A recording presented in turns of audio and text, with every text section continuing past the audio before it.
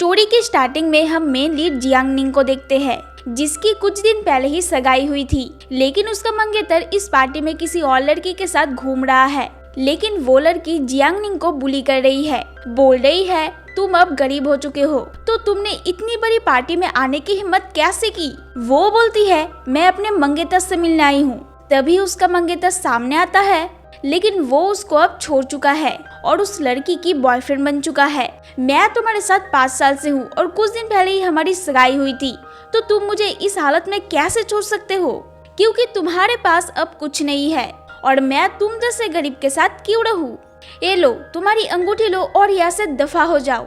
तभी वहाँ पर भीड़ से निकल के एक लड़का आता है और सीधे जियांग निंग को शादी के लिए पूछता है और वो उसका हाथ पकड़ लेती है। लेकिन शादी के 3 साल बाद भी वो उसके साथ कभी भी नजर नहीं मिलाता और प्यार भरी बातें भी नहीं करता। बस रात को आता है और अपना काम करके चला जाता है। गाड़ी में बैठे वो बोलती है चलो तलाक ले लेते हैं। तभी एक बड़ी कार एक्सीडेंट होती है, लेकिन दोनों को बचाने के लिए ऑपरेशन रूम पर ले जाया जाता है। जियांग निंग आँख खोलते ही देखती है वो अपने स्कूल के टाइम पर पहुंच गई है। उसे तो ये सब देखकर एकदम हैरानी हो रही है, लग रहा है वो सपना देख रही है। मैं अपने हाई स्कूल के टाइम पर कैसे पहुंच गई, क्या मेरा पुनर्जन्म हुआ है। और उसी समय मिस्टर यान भी नए स्टूडेंट के रूप में उसकी हाई स्कूल में एडमिशन लेता है और उसे देखकर जियांग निंग काफी इमोशनल हो जाती है और अकेले रोने लग जाती है। उसका दोस्त बोलती है क्या हुआ है, तुम रो क्यों रहे हो। अरे कुछ नहीं, मेरे आंख में जरा सूजन हुआ है। मिस्टर यान के क्लासमेट्स उसे चिढ़ाने लग जाते हैं कि ये तो बहुत सुंदर है, लेकिन इसके कपड़े देखकर लग रहा है ये बहुत गरीब है, तो हमारे स्टैंडर्ड का तो नहीं है। जियांग निंग उसे अपने पीछे ही बिठा लेती है। वो उसको एक चिट देती है जिस पर लिखा है मुझे ये सवाल समझ नहीं आ रही है, क्या तुम मुझे समझा सकते हो। लेकिन मिस्टर यान तो उसे बिल्कुल भाव नहीं देता और उस चिट को फेंक देता है। स्कूल के छुट्टी के बाद वो उसका पीछा कर रही है। अरे तुम यहाँ पर क्या कर रही हो, चलो हमारे साथ चलो, हम दोनों शॉपिंग करने जा रहे हैं। नहीं, मैं तुम दोनों के साथ कहीं नहीं जाऊंगी। मिस्टर यान को कुछ गुंडे लोगों ने पकड़ लिया है और उनका पैसा नहीं लौटाने के लिए उसको बहुत मारे जा रहा है। तभी वहाँ पर जियांग निंग आती है और सभी को बेसबॉल बैट से बहुत मारती है। इसे देखकर तो मिस्टर यान उसका पूरा दीवाना ही हो चुका है। लेकिन ये क्या, ये तो एक सपना है। असल में वो तो डर कर मिस्टर यान के ही पीछे छुप जाता है। उसको दोबारा धमकी देकर वहाँ से वो लोग चले जाते हैं। अरे तुम्हें किसने बोला था कि तुम मेरी मदद करने आओ, लेकिन मैंने ही तो तुम्हें बचाया है। लेकिन वो वहाँ से जाने लगता है। जियांग निंग उसका बैग खींचकर सारे बुक्स नीचे गिरा देती है। उसकी मदद करने के समय वो उसका हाई स्कूल की रिजल्ट देखती है। अरे तुम तो बहुत स्मार्ट स्टूडेंट हो, तुमको कितने अच्छे नंबर आया है। लेकिन उसके हाथों से वो छीन लेता है। लेकिन तुम मुझसे इतना गुस्सा क्यों कर रहे हो, मैं तुमसे बहुत ज्यादा अच्छी हूँ और मैं दूसरों की मदद भी करती हूँ और तुम्हारी तरह बात बात पे गुस्सा भी नहीं करती। एक काम करो, अगर तुम्हारा मेरा मदद करना पसंद नहीं है तो तुम मुझे पढ़ाई में मदद कर सकते हो और इसे ही लेना देना कहते हैं। तुम मुझे पढ़ाना और मैं तुम्हारी स्कूल बैग बदल दूंगी। जियांग निंग अपने पुराने घर पर वापस आकर बहुत ज्यादा खुश होती है और उसकी माँ जो मर गई थी अभी उसके सामने ही बैठी है। वो दौड़ी हुई अपने माँ के पास आती है और उनको गले लगा लेती है। बोलती है माँ, मैं तुम्हारे हाथ का खाना खाना चाहती हूँ, चलो फिर हम दोनों एक साथ बनाते हैं। तभी उसको याद आता है कि एक दिन उसके घर पर एक बड़ी चोरी हुई थी जिसमें उसकी माँ के सारे गहने चुरा लिया गया था। वो सोचती है ये चोरी किसी भी हालत में मुझे रोकनी ही होगी। वो अपनी माँ को बोलती है माँ, हमारे घर ना बहुत सारे गहने हैं और हमें इसे घर पर नहीं रखना चाहिए, तो फिर चलिए हम दोनों सारे गहने ले जाकर एक बैंक की लॉकर में रख देते हैं। ठीक है मेरी प्यारी बच्ची, अब तुम भी सारी जिम्मेदारी समझना सीख गए हो। और दोनों माँ बेटी मिलकर एक साथ खाना खाते हैं। अगले दिन मिस्टर यांग जियांग निंग की दी हुई स्कूल बैग ले आता है। बोलता है मुझे तुम्हारी कोई भी चीज की जरूरत नहीं है, लेकिन मैं तो लड़कों का बैकपैक यूज नहीं करती। अगर तुमको इस्तेमाल नहीं करना है तो तुम फेंक सकते हो। स्कूल में अब खाने का समय हो गया है, लेकिन सभी जब अपना टिफिन खोल रहे थे तब मिस्टर यान वहाँ से चला जाता है। लेकिन जियांग निंग भी उसके पीछे पीछे जाती है। वो छुप कर देखती है यान तो एक ठंडा ब्रेड खा रहा है। दरअसल मैं ना आज डाइटिंग पर हूँ और मेरी माँ ने बहुत सारा खाना बनाया है, क्या तुम मुझे मेरी खाने में मदद कर सकते हो, वरना इतना सारा खाना फेंक देना होगा। लेकिन वो उसका खाना नहीं खाना चाहता, लेकिन जियांग निंग उसे जोर जबरदस्ती दे ही देती है। लेकिन दोनों को एक साथ खाना खाते दो खराब लड़की देख लेता है और दोनों की एक साथ तस्वीर खींच लेती है। इसके बाद से यान उसके बेहद करीब आ गया है। वो दो खराब लड़की उसकी तस्वीर को जियांगनिंग की बॉयफ्रेंड के पास भेज देती है। इस फोटो को देखकर वो शांत रहता है और जियांगनिंग को एक बड़ी सबक सिखाने की ठान लेता है। उसके बुलाने पर जब जियांगनिंग उसके पास आता है, वो बोलता है चलो हम दोनों आज फिल्म देखने चलते हैं। और मन ही मन सोचता है अब तो जियांगनिंग बहुत ज्यादा खुश होगी, ये तो हमेशा की तरह ही है, मैं कुछ अच्छा बोलूंगा और वो पिघल जाएगा। लेकिन तुमने मुझे पूछने की जरूरत भी कैसे की, और तुम खुद को क्या समझते हो? क्या तुम मुझे उकसा रहे हो दूसरे लड़के के करीब जाकर? तो तुम ही तो मेरे पहले से ही पीछे पड़ी हो, मुझे ये सब दिखाकर कोई फायदा नहीं। जियांगनिंग सोचती है मैं इस जैसे लड़के के साथ कैसे रिलेशनशिप में रहता था, मुझे इसमें क्या दिखता था कि मैं इसके प्यार में पागल हो गई थी। वो हंसती हुई बोलती है तुम्हें क्या लगता है मैं तुम्हारे लिए पागल हूँ? लेकिन तुम्हें कोई लेना देना नहीं कि मैं क्या कर रही हूँ, तुम तुम्हारी जैसी कोई लड़की को ढूंढ लो। और वो वहाँ से चली जाती है। पीछे से वो बोलता है मुझे कोई मना नहीं कर सकता, मैं तो तुम्हें देख लूंगा। जियांगनिंग मिस्टर यान के पास आकर बोलती है तुम्हें याद है ना, स्कूल के बाद मुझे तुम्हें ट्यूशन देना होगा। हाँ मुझे याद है, स्कूल के बाद दोनों एक साथ पढ़ाई कर रहे हैं। लेकिन इसके बीच जियांगनिंग उसके पास आने की कोशिश कर रही है, लेकिन दूर से दोस्त भी उसको देख रहा है। बोलता है इस लड़की को मुझे सबक सिखाना ही होगा, इसकी हिम्मत भी कैसे हुई, ये मुझे छोड़कर किसी और के साथ गुलछर्रे उड़ा रही है। लेकिन मिस्टर यान किसी को देखता है और वहाँ से उठकर चला जाता है। थोड़ी दूर आकर बोलता है आप शराब पीकर मेरा पीछा क्यों कर रहे हो पापा? क्योंकि तुम और तुम्हारी माँ दोनों ही किसी काम के नहीं हो, मुझे शराब पीने के लिए पैसा चाहिए, अगर तुम मुझे अभी पैसा नहीं दोगे तो मैं कुछ कर बैठूंगा। लेकिन मिस्टर यान तो पहले ही उस गुंडे लोगों को फोन कर दिया था, वो लोग असल में उसके पापा का कर्जदार थे। लेकिन उसका पापा तो गुंडे लोगों को बोलता है मैंने इसे पैसे दिए थे, अगर तुम इसको छोड़ोगे तो तुम्हें पैसा नहीं मिलेगा। और तभी सभी मिलकर उसको ही पकड़ लेता है। जियांगनिंग भी वहाँ पर आ जाती है और आज सचमुच उसने पुलिस बुला लिया था। पुलिस आकर सारे लोगों को वहाँ से लेकर चले जाते हैं। हॉस्पिटल में जियांगनिंग की माँ दोनों को एक साथ देख लेती है। वो उससे पूछती है कि ये कौन था। दरअसल मैं स्कूल में अच्छे नंबर से पास होना चाहती हूँ, इसलिए मैंने उसे ट्यूशन पर रखा है। दूसरी तरफ स्कूल में उस लड़के के सारे दोस्त मिस्टर यान की अंदर की सारी खबरें ले आते हैं। इसे सुनकर वो तो बहुत खुश होता है। लेकिन सामने ही एग्जाम है, तुम्हारी एक उंगली अभी टूट चुकी है, क्या तुम एग्जाम दे सकते हो?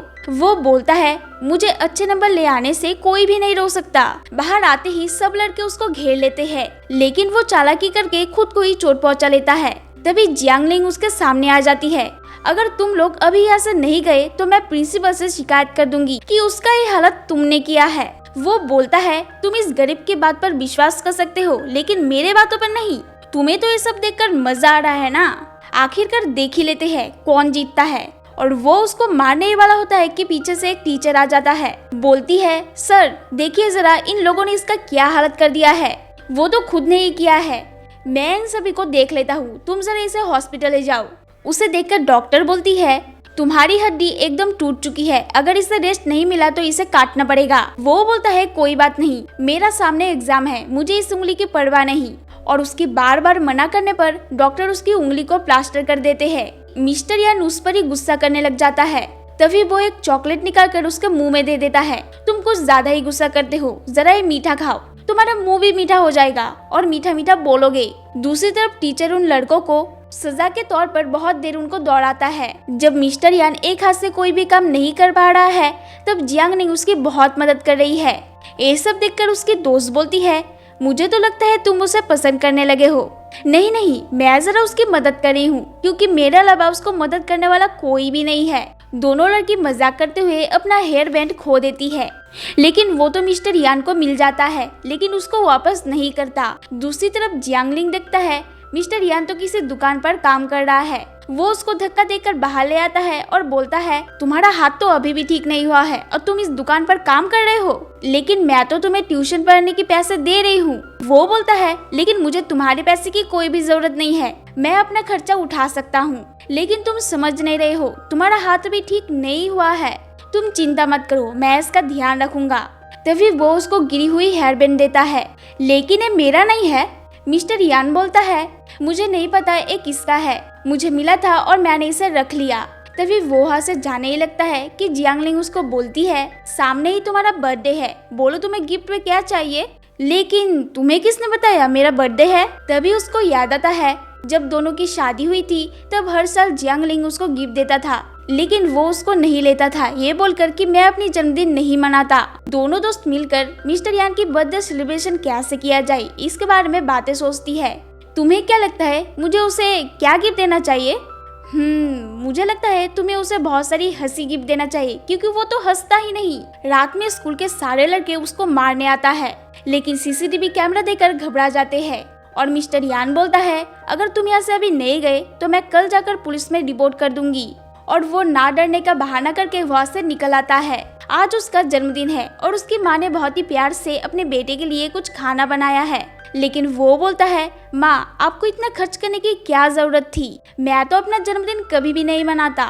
और वो ये सब खाना खाते हुए बहुत खुश होता है। जियांगलिंग फोन करके उसे अपने घर के नीचे बुलाती है।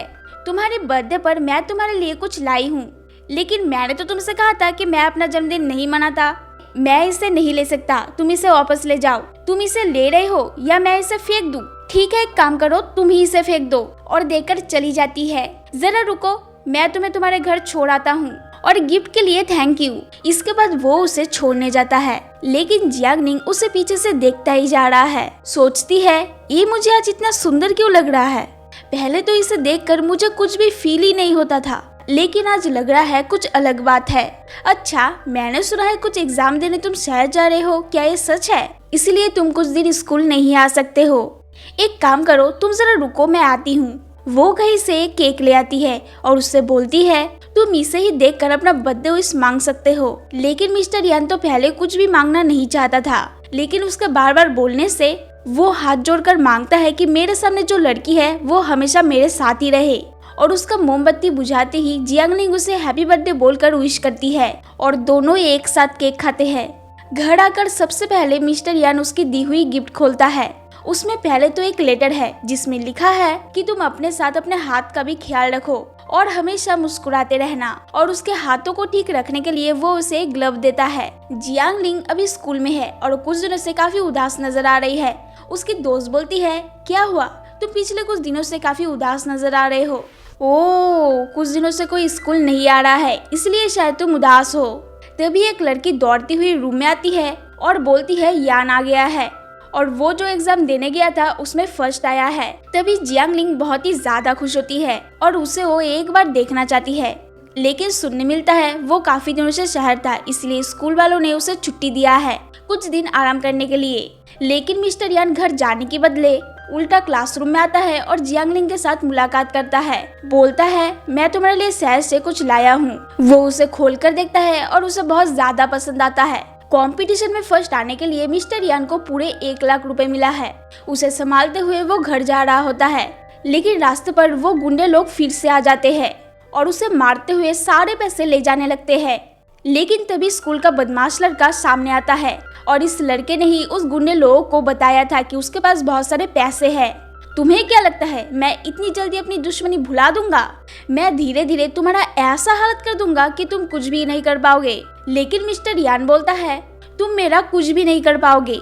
एक दिन ऐसा आएगा जब तुमको मैं पीछे छोड़ दूंगा। लेकिन उसे इस हालत में ही छोड़कर चले जाते हैं। फिर गिरते पड़ते उठकर अपना मुंह साफ करके वो अपने माँ के सामने आता है और अपनी माँ की मदद करने लग जाता है। दूसरी तरफ जियांगलिंग मिस्टर यान की दी हुई गिफ्ट देखे ही जा रही है और उसे एक मैसेज करता है, लेकिन वो उसको रिप्लाई नहीं देता। दूसरे दिन स्कूल आकर वो पूछती है मैं तुम्हें कल रात मैसेज किया था, तुमने मुझे रिप्लाई नहीं दिया। नहीं, मैं पढ़ाई कर रही थी और इसके बाद मुझे मैसेज मत करना। लेकिन तुम्हें हुआ क्या है? कुछ भी नहीं, मैं बस अपने पढ़ाई में मन लगाना चाहता हूँ। लेकिन मिस्टर यान तो आज उसके साथ खाना भी नहीं खाना चाहता और वो गुस्सा होकर वहाँ से चली जाती है। बाहर आकर जियांगलिंग खुद पर ही बहुत गुस्सा करती है। बोलती है कल ही तो उसने मुझे तोहफा दिया था और आज मुझसे इतनी नफरत कर रहा है। फिर वहाँ पर ही बैठकर वो रोने लग जाती है। रोते रोते बोलती है यान तुम मुझे क्यों पसंद नहीं कर रहे हो? आज घर आते आते जियांगलिंग को बहुत रात हो चुका है, लेकिन घर आकर वो देखता है घर के सामने पुलिस की गाड़ी खड़ी है। वो दौड़ी भागी अंदर आती है। उसकी माँ बोलती है हमारे सारे गहने चोरी हो गए हैं, मैंने तुम्हारे लिए जो भी रखा था वो सारे चोरी हो गया है। लेकिन जियांगलिंग तो अपने चाचा के ऊपर शक करने लग जाता है। जब चोरी हो रही थी तब आप कहाँ थे? अरे तुम क्या बोलना चाहते हो, चोरी मैंने किया है? तुम देख रहे हो तुम्हारी बेटी मुझे छोड़ के आ रहा है। वो मन में सोचती है मैं तुम्हें अब छोड़ती हूँ, लेकिन मेरी नजर तुम पर ही रहेगी। हमारे चुराए हुए गहने मैं तुमसे वापस लेकर ही रहूंगी। लेकिन चाचा भी मन में सोचता है बच्ची की नजर तो बहुत तेज है, मुझे संभल कर रहना होगा। ओ दरअसल मुझे माफ कर दीजिए चाचा जी, घर में इतनी बड़ी चोरी हुई है इसलिए मैं जरा ट्रोमा में चली गई हूँ।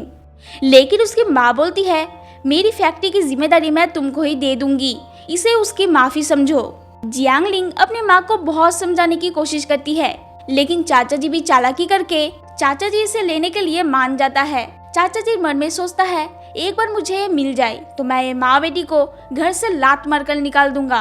और जियांगलिंग भी ठान लेती है मैं अपने चाचा जी का असली चेहरा सबके सामने ले आकर ही रहूंगी। दूसरे दिन स्कूल में वो बहुत परेशान रहती है। मिस्टर यान को भी उसे देखकर मन ही मन दुख होता है। ये इतना परेशान क्यों नजर आ रही है, क्या इसे मुझे पूछना चाहिए? लेकिन वो नहीं पूछता। एक टीचर क्लासरूम में आकर बताता है कि सैटरडे को हम स्कूल की ट्रिप पर चलेंगे। लेकिन तभी जियांगलिंग को याद आता है कि इस ट्रिप की वजह से ही मिस्टर यान एक बहुत बड़े जाल में फंस चुके थे। वो उसे ये बात बताना चाहती थी, लेकिन अपने गुस्से के कारण नहीं बताई। इसके बाद हम देखते हैं स्कूल के ट्रिप में सभी बच्चे आए हैं। सभी बच्चे एक साथ जंगल में घूम रहे हैं। जियांगलिंग की दोस्तों से बोलती है तुम दोनों का क्या झगड़ा हुआ है? कुछ दिनों से मैंने तुम दोनों को बात करते हुए नहीं देखा। तभी वो देखती है मिस्टर यान अकेले कहीं पर जा रहा है। तुम जरा रुको, मैं आती हूँ। स्कूल के बदमाश लड़के यान का इंतजार कर रहे हैं, लेकिन पीछे से जियांगलिंग मदद के लिए चिल्लाती है और उसे देखने यान भी दौड़ा जाता है। लेकिन वो जंगल के बहुत अंदर आने की वजह से रास्ता खो गई है।